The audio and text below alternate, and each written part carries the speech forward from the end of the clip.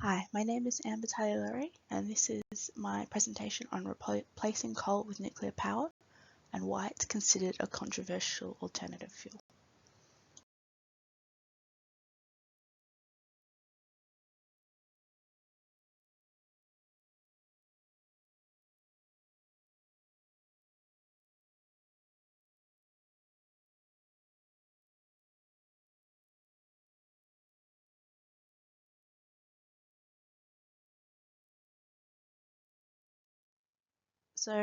As atmospheric carbon dioxide levels continue to rise, fossil fuel sources such as coal are become more and more unsustainable and damaging to the global climate.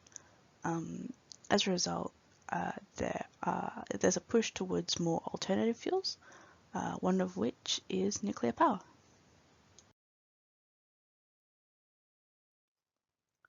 So, why do we even need to replace coal to begin with?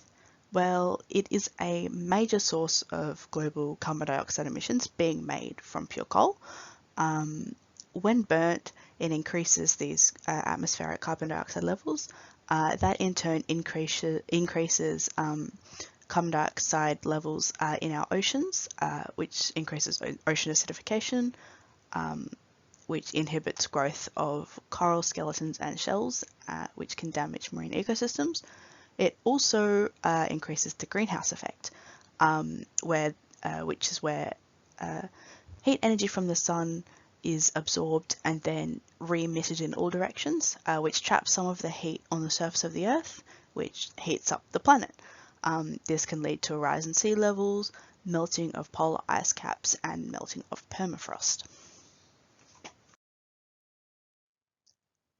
In order to consider nuclear energy as an alternative fuel source, we first need to understand how it works and how a nuclear power plant functions. So within a nuclear power plant, there is a core, and in this core there is either uranium-235 or plutonium-239 isotopes, which undergo fission reactions to create heat energy.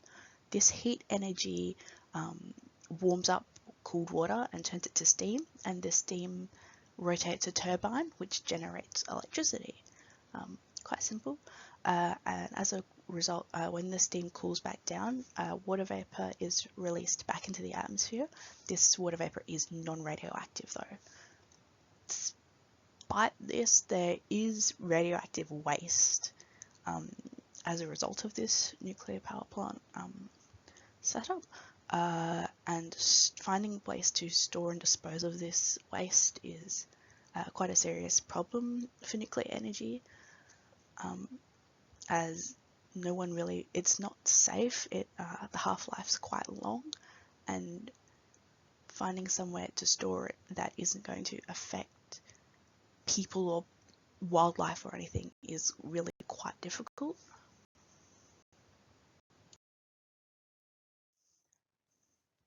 So why so controversial? Well, accidents can and do occur, and these can be quite minor or they can be incredibly severe.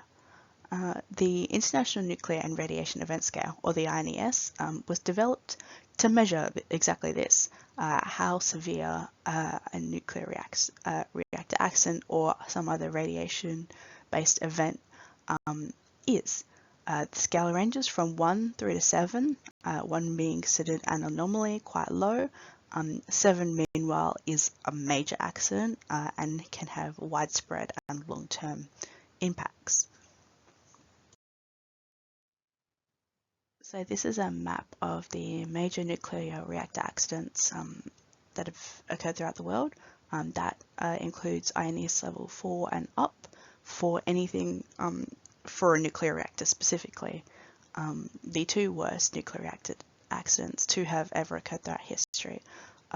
The Chernobyl accident in Pripyat, Ukraine, 1986, and Fukushima, Japan in 2011.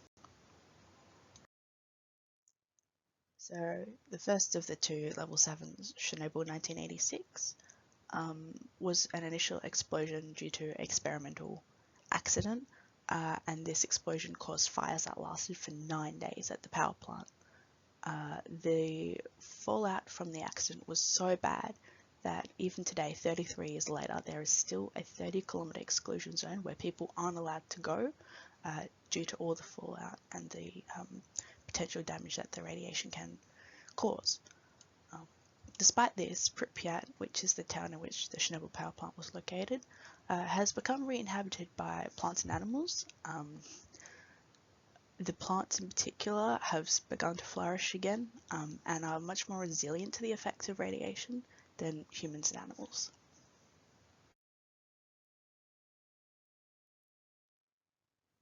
So the second ever level 7 disaster is the Fukushima accident of 2011. The initial 9.0 earthquake caused tsunamis, and the tsunami is where the real damage was done. About 16,000 people died as a result of the earthquake, and the power plant was struck directly. It caused all three of the power plants, the cores within them, to melt down, which caused explosions and fires, releasing a lot of radioactive emissions into the atmosphere. It also caused a lot of it to leak into the ocean through cracks in the piping. So while the initial explosions can be quite severe, quite dangerous, there are also long-term effects. Depending on the type of radiation, how much you're exposed to, and how long, you can have different symptoms. This could be just some cell destruction, it could be radiation sickness, it could be cancer, you can die.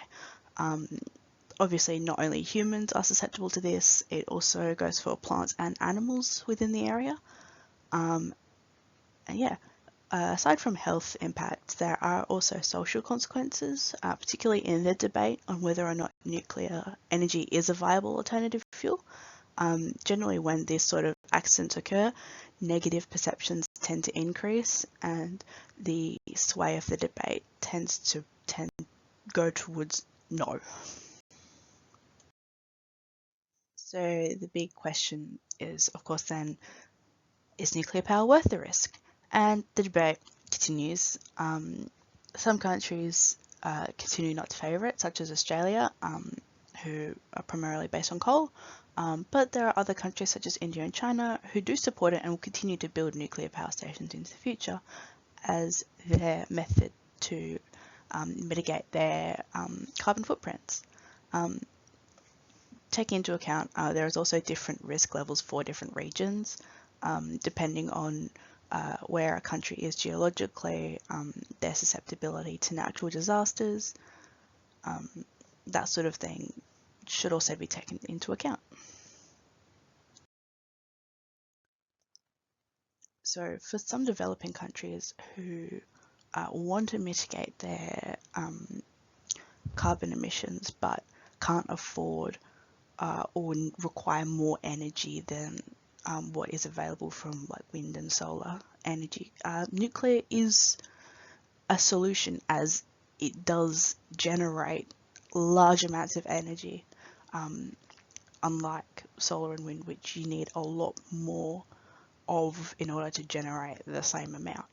And so for these countries, nuclear is a solution, at least until they're more developed and can afford to transition to even cleaner energy sources such as wind and solar.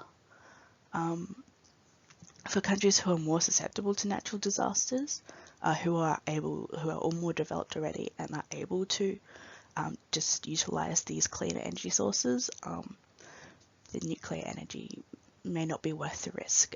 These countries such as like Sweden and Scotland already get most of their energy from wind and solar and all these other alternative powers, and they don't have that risk that comes with highly radioactive materials.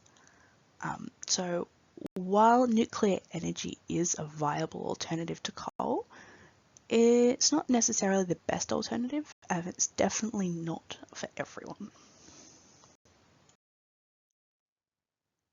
So just to wrap up, nuclear power can be a good alternative to coal and fossil fuels, but it's definitely not the best one. It's definitely much more viable for developing countries and for countries that are far less susceptible to natural disasters such as earthquakes and tsunamis. It all depends on the country and its people. Yeah, thanks for listening.